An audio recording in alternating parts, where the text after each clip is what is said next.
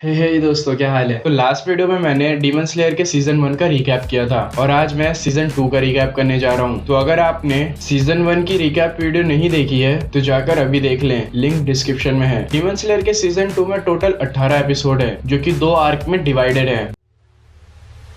Season की start में हमें मुगेन ट्रेन दिखाया जाता है जिस पर कि एक डीमन ट्रेन के कंडक्टर को मार देता है। आगे एक डीमन स्लेयर रेनगोकू से मिलने एक नूडल शॉप में आता है। वहाँ का ऑनर उन्हें बताता है कि मुगेन ट्रेन को हमेशा के लिए बंद किया जा रहा है क्योंकि ऐसा रूमर्स है कि उस ट्रेन से 40 पैसेंजर्स गायब हो गए हैं और किसी को नहीं पता कैसे। वो डीमन स्लेयर रेनगोकू से कहता है कि मैं भी आपको यही बताने आया था। मुगेन ट्रेन बंद करने से पहले उसे ट्रेन शेड में रखा गया है तो हमें उसे इन्वेस्टिगेट करना चाहिए। फिर वो दोनों एक ट्रेन स्टेशन पर पहुंचते हैं। वहाँ एक छोटी लड़की और एक औरत होती है जो कि ट्रेन में लंच बेचने का काम करती हैं। रेनगोकू उनके पास जाकर डीमंस के बारे में पूछता है पर वो छोटी लड़की डीमंस पर बिलीव नहीं करती थी कि वो एग्जिस्ट भी करते हैं, तो वो उसे कुछ नहीं बताती। रेनगोकू वहाँ से एक ट्रेन पकड़कर ट्रेन शेड में चला जाता है मुगेन ट्रेन को इन्वेस्टिगेट करने। वहाँ उन्हें स्लैशर नाम का एक डीमन मिलता है जो कि बहुत फास्ट होता है। वो एक बंदे को पकड़ लेता है और उसे मारने ही वाला होता है, तभी रेनगोकू वहाँ पर आ जाता है और उस लड़के को बचा लेता है। पर वो डीमन उस लड़की को मारने चला जाता है जिस लड़की से रेनगोकू ने स्टेशन पर डीमन के बारे में पूछा था। पर इससे पहले कि वो ऐसा कर पाता,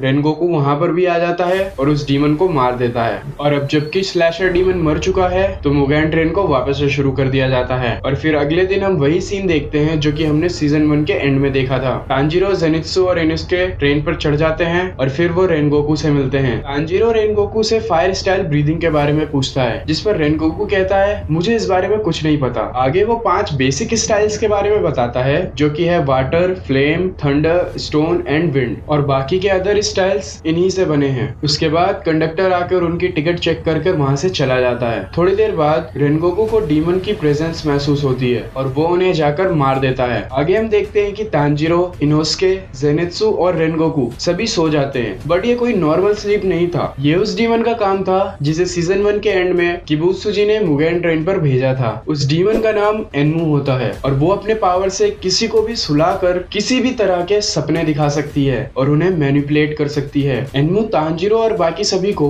उस कंडक्टर के कांटेक्ट में आने के वजह से अपने स्पेल से सुला देती है और कुछ बच्चों को उनके पास भेजती है ताकि वो उनके सपने में जाकर उनके स्पिरिचुअल कोर डिस्ट्रॉय कर दे और उनकी मौत हो जाए। वो बच्चे अपने हाथ रस्सी से एक एक के साथ बांध लेते हैं और उनके सपने में चले जाते हैं। तांजीरो अपने सपने में देखता है कि उसका पूरा परिवार जिंदा होता है और वो लोग अच्छी तरह से रह रहे होते हैं। जेनित्सु अपने सपने में नेजुको के साथ होता है। इनोस्के एक बड़ा ही अजीब सा सपना देख रहा होता है जहाँ वो एक मिशन पर तांजीरो, नेजुको और जेनित्सु के साथ जा रहा होता है और तांजीरो, नेजुको और जेनित्सु उसके चेले होते हैं। रेनगोकू भी अपने सपने में अपने घर अपने पापा से मिलने गया हुआ होता है। रेनगोकू के सपने में जो लड़की गई हुई थी वो उसका स्पिरिचुअल कोर ढूंढ लेती है और उसे डिस्ट्रॉय करने ही वाली होती है कि रेनगोकू उसे नींद में ही पकड़ लेता है। आगे नेजुको बॉक्स में से निकलकर देखती है कि सभी सोए हुए होते हैं। वो तांजीरो को उठाने की कोशिश करती है और अपना सर उसके सर पर मारती है जिसके वजह से नेजुको का सर फट जाता है और उसका खून बहने लगता है। तांजीरो को अपने सपने में भी नेजुको की ब्लड की स्मेल आती है और वो ये समझ जाता है कि ये सब कुछ एक छलावा है और वो अपने सपने से निकलने के लिए अपने सपने में ही खुद का गला काट कर मार देता है और वो जाग जाता है। नेजुको अपने ब्लड डीमन आर्ट का यूज करके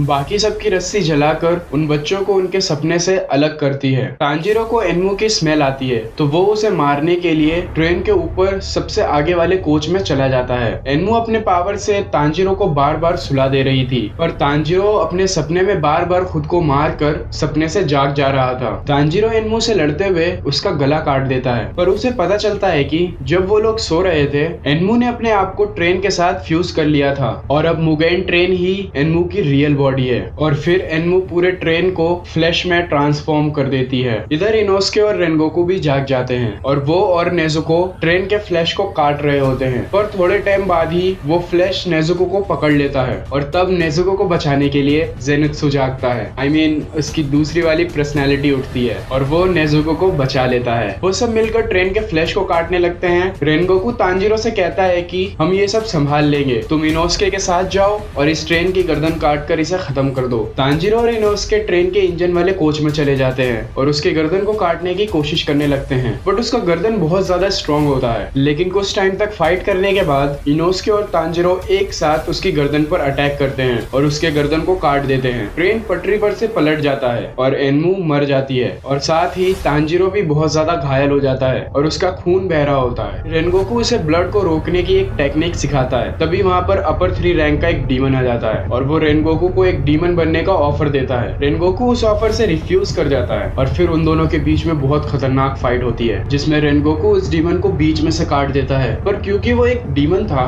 तो वो वापस से जुड़ जाता है और अपना हाथ रेनगोकू के आर पार कर देता है। पर रेनगोकू फिर भी नहीं रुकता और उसका हाथ जोर से पकड़ लेता है और उसका गर्दन काटने वाला होता है। तांजीरो और इनोस्के भी उसकी मदद करने आते हैं, पर तभी सुबह होने लगती है और वो डीमन अपना हाथ खुद ही अलग करके वहाँ से भाग जाता है। तांजीरो उसका पीछा करते हुए उसे अपना स्वॉर्ड फेंक कर मारता है, पर फिर भी वो डीमन भाग जाता है। इधर रेनगोकू मरने से पहले तांजीरो से कुछ बात करता है। वो कहता है कि मेरे पापा के पास एक किताब है जिसमें फ्लेम ब्रीदिंग के बारे में सब कुछ लिखा हुआ है और हो सकता है कि तुम्हें फायर ब्रीदिंग और हिनोकामी काकुरा के बारे में भी कुछ मिल जाए, और जब तुम मेरे घर जाओ तो मेरे पापा को कहना कि अपने हेल्थ का ख्याल रखें और मेरे भाई से कहना तुम जो बनना चाहते हो वो बन सकते हो, बस तुम्हें खुद पर भरोसा रखना होगा और अपने काम को दिल से करना होगा। और ऐसा कहकर रेनगोकू मर जाता है। तांजीरो, जेनित्सु और इनोस्के काफी ज्यादा खुद को हेल्पलेस महसूस कर रहे होते हैं क्योंकि वो रेनगोकू को बचा नहीं पाए। डीमन स्लेयर के बाकी लोग भी ये न्यूज सुन करके काफी ज्यादा सैड हो जाते हैं और मुगेन ट्रेन आर्क यहीं पर खत्म होता है।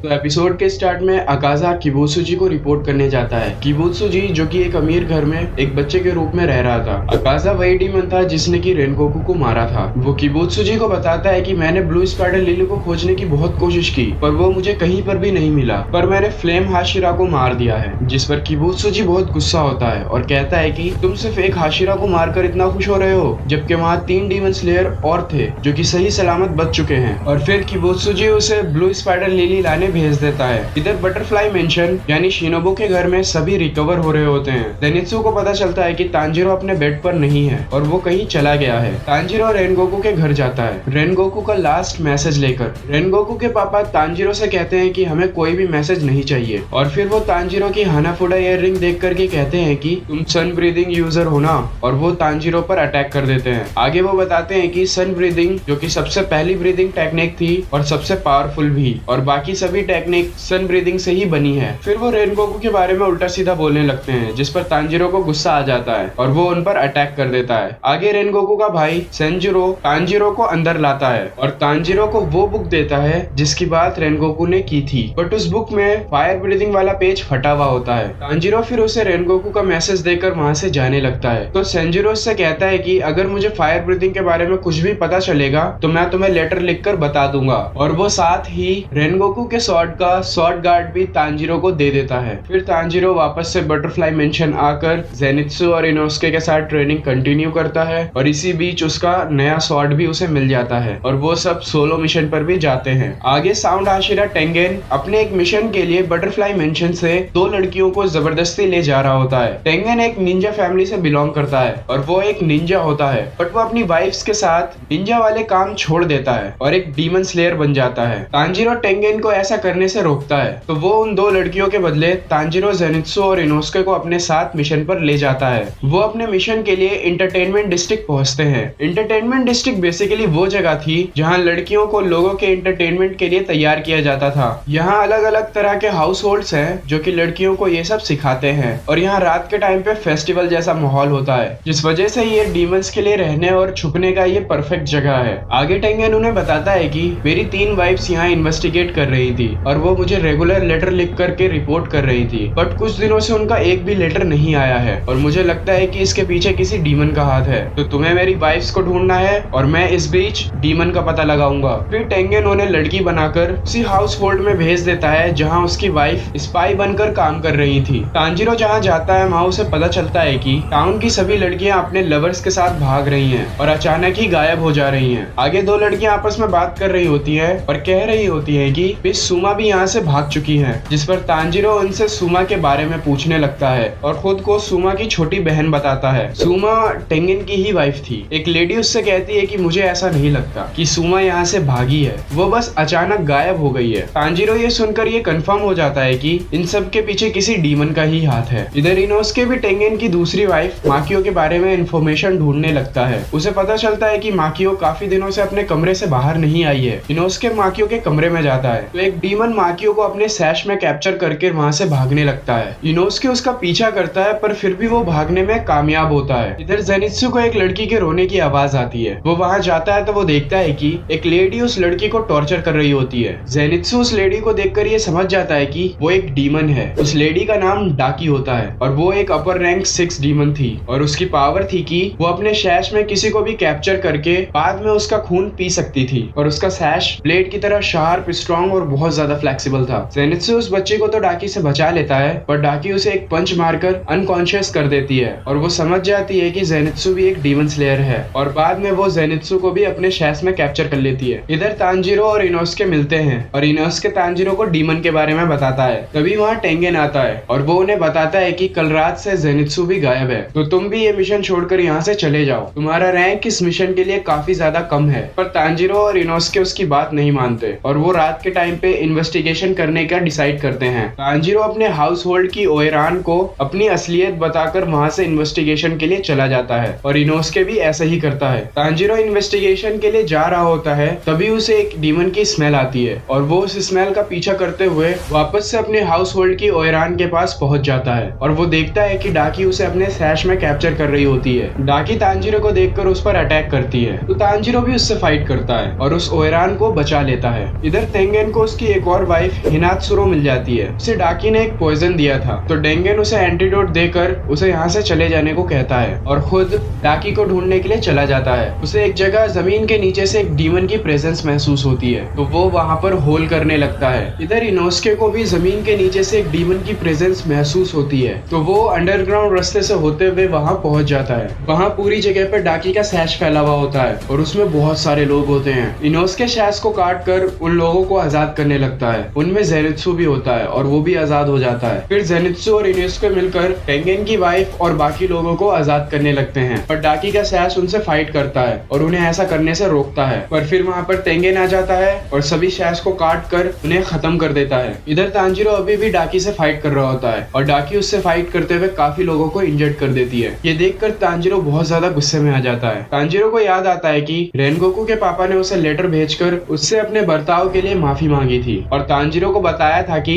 फर्स्ट सन ब्रीद यूजर एक रेड कलर के मार्क के साथ पैदा हुआ था जैसा तांजीरो के सर पर है, पर ये कोई तांजीरो का बर्थ मार्क नहीं है, ये उसे एक एक्सीडेंट के दौरान मिला था। तांजीरो खुद से कहता है कि भले ही मैं कोई खास बंदा ना हूँ बट फिर भी मैं रेनगोकू का ड्रीम फुलफिल करूंगा और वो हिनोकामी कागुरा का यूज करके बहुत ज्यादा पावरफुल हो जाता है और डाकी का गला काटने ही वाला होता है तभी वो अपने हार्ट पर बहुत ज्यादा प्रेशर फील करता है और वो ऐसा नहीं कर पाता। डाकी उस पर अटैक करती है तभी वहाँ पर नेजुको आ जाती है और डाकी से फाइट करने लगती है। डाकी से फाइट करते करते नेजुको खुद पर से कंट्रोल खोने लगती है और वो एक डीमन की तरह लोगों पर अटैक करने ही वाली होती है कि तांजीरो से ऐसा करने से रोक लेता है और एक लोरी सुनाकर उसे सुला देता है और उसे बॉक्स में डाल देता है। तभी डाकी तांजीरो पर अटैक करती है पर वहाँ पर टेंगेन आ जाता है और डाकी का गर्दन काट देता है। पर डाकी के अंदर से ग्योतरो नाम का एक डीमन निकलता है। वो डाकी का भाई था और डाकी अभी मरी नहीं थी। वो ग्योतरो को टेंगेन और बाकी सभी को मारने के लिए कहती है। असल में इन्हें मारने के लिए डाकी और ग्योतरो दोनों का गर्दन एक ही टाइम पर काटना होगा तभी ये दोनों मर सकेंगे। ग्योतरो के पास सिकल होता है जिसे वो एज अ वेपन यूज करता है और वो सिकल पॉइजन्ड होते हैं। ग्योतरो और टेंगेन बहुत देर तक फाइट करते हैं और थोड़ी देर बाद तांजीरो भी टेंगेन को ज्वाइन करता है। इधर इनोस्के और जेनित्सु डाकी से फाइट कर रहे होते हैं और टेंगेन की वाइफ बाकी लोगों को सेफ जगह ले जा रही होती है। काफी देर तक इंटेंस बैटल चलने के बाद टेंगेन काफी बुरी तरीके से घायल हो जाता है और ग्योतरो उसका एक हाथ भी काट देता है। तांजीरो अनकॉन्शियस हो जाता है और इनोस्के को ग्योतरो अपने सिकल से स्टैब कर देता है। तांजीरो को होश आता है तो ग्योतरो उसके पास आता है और उसकी उंगलियां तोड़ने लगता है। तांजीरो उसे एक कुनाई फेंक कर मारता है जिस पर कि एक पॉइजन लगा हुआ होता है जिससे ग्योतरो थोड़ी देर के लिए वीक हो जाता है और खुद को तुरंत हील नहीं कर पाता है। तांजीरो उस पर फायर ब्रीदिंग का यूज करके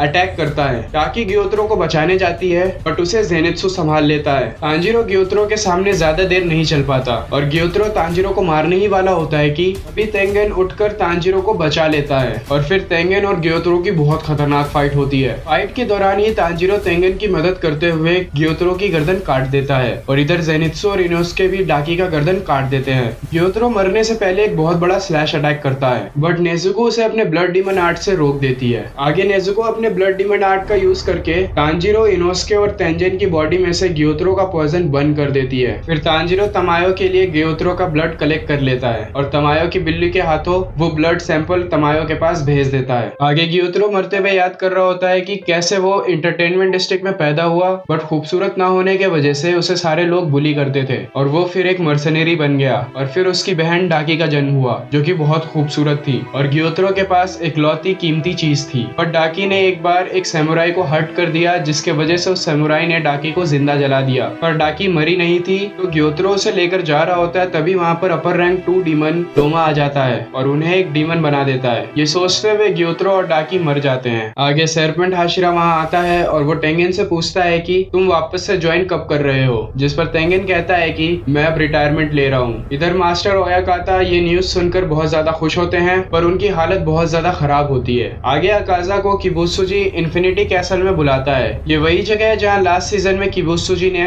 लोअर किजुकी को बुलाया था और अकाजा ये सोचकर बहुत डर जाता है कि एक अपर रैंक डीमन मर गया है। इधर तेंगेन और उसकी वाइफ घर जा रहे होते हैं और तांजीरो, नेजुको, इनोसुके और जेनित्सु खुश हो रहे होते हैं कि इतनी बड़ी फाइट होने के बाद भी वो लोग जिंदा हैं। और इसी के साथ ये सीजन यहीं पर खत्म होता है। तो यार अभी सीजन 3 के सारे एपिसोड्स आए नहीं है पर आप कमेंट में ये जरूर बताना कि आपको डीमन स्लेयर के सीजन 3 का एक्सप्लेनेशन चाहिए या नहीं। तो यार ये था डीमन स्लेयर के सीजन 2 का एक्सप्लेनेशन। आई होप कि आपको अच्छा लगा होगा। अगर अच्छा लगा हो तो लाइक कर देना, चैनल को सब्सक्राइब कर देना। मिलता है अगली वाली वीडियो में, तब तक के लिए गुड बाय।